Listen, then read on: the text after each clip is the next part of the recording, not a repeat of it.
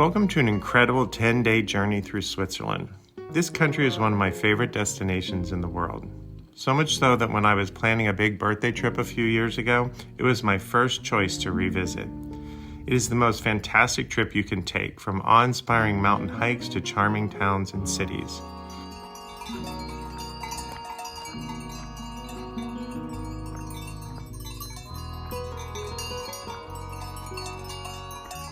In this video, I'm going to walk you through the perfect 10-day itinerary, from visiting historic cities, amazing mountain towns, to lakeside villages. But the first tip I have for you is, when visiting Switzerland, the best way to get around is by train. The first time I visited, I actually rented a car. It ended up being in a parking lot most of the time, and it was very expensive. I quickly found out that if I used the train system and had the right passes, I could get to the most remote towns and hiking trails all across the country. So I would say skip the rental car is the #1 tip for visiting the country. The Swiss travel passes give you unlimited travel on trains, buses, and even some mountain railways, making it a super convenient way to explore the country. Plus, Switzerland's train system is one of the best in the world. It's super reliable, incredibly scenic, and it takes you to almost anywhere you want to go. The best pass to purchase is the Swiss Travel Pass Flex, which allows for non-consecutive days of unlimited travel within 1 month period. Since we're exploring the Alps in this trip, I also suggest purchasing a Berner Oberland Pass, which can get you anywhere. Gondolas, mountain railways are all included. None of these passes are cheap. Switzerland is very expensive. The rail passes are no exception, but they are worth the investment. We begin this itinerary in Geneva, a city known for its lakeside beauty and rich history. Start your trip with a visit to the famous fountain on Lake Geneva, a stroll along the city streets, and a visit to the Reformation Wall. If you're a history buff, take some time to visit the International Red Cross Museum and the UN's European headquarters. On day 2, catch a scenic train ride along Lake Geneva to Lausanne.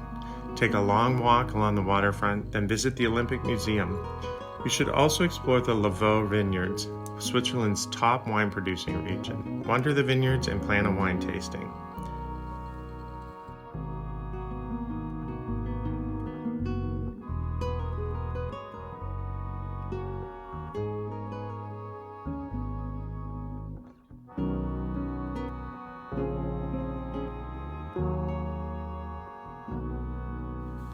Here's where Switzerland really shines. We are off to the Alps. This destination is one of the best hiking destinations in the world, and this itinerary allows for 3 days here, but I have spent a full week on past trips and never run out of things to do.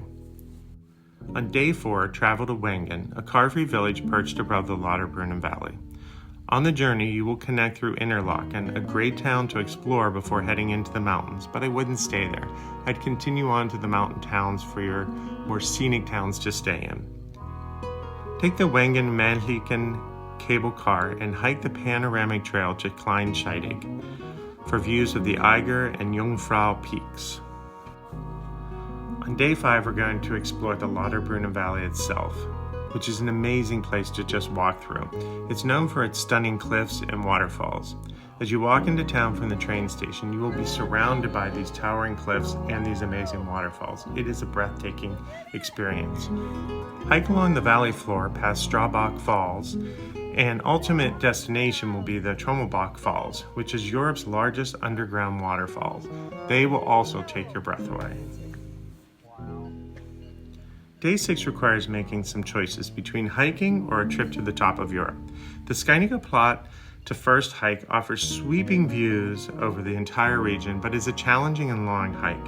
Another personal favorite is a hike to the Rotstuck, which is a small hut in a valley along an amazing hiking trail.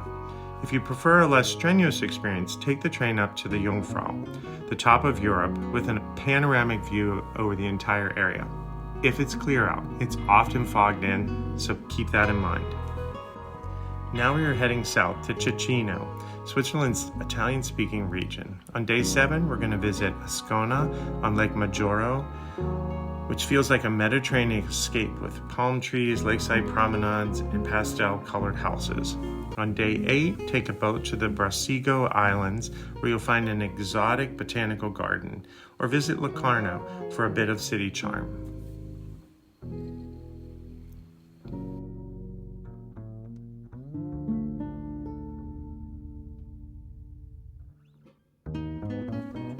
Next, make your way to Lucerne, a storybook lakeside town. Walk across the iconic Chapel Bridge with its historic paintings and pay your respects to the Lion Monument, a moving tribute to the Swiss Guard. Lucerne is also the gateway to Mount Pilatus. Take the Golden Round Trip, which combines a boat ride, a cogwheel railway up the mountain, and a cable car back down. The views from Mount Pilatus are simply breathtaking. You finish the trip in Zurich, stroll through the old town with its medieval streets, and visit the Frühmünster Church to see Marc Chagall's stained glass windows. There's great shopping districts and several wonderful museums to visit throughout the city. End your day with a relaxing boat ride on Lake Zurich or a walk around the Limmat River.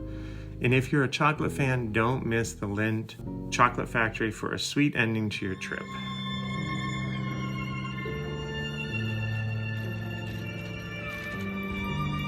Switzerland offers so much more than you can fit into just 10 days. If you have more time, you can easily fill it with more hiking or visits to cities such as Bern or Zermatt. Switzerland's unmatched natural beauty, seamless travel by train, and a mix of cultures from French, German, and Italian make it a destination worth experiencing. So why wait? Start planning your trip to Switzerland today. Visit forkandwonder.com to read more about it. Drop any questions you have in the comments below and I will try to answer them. And if you have found this video helpful, subscribe and like. Thanks.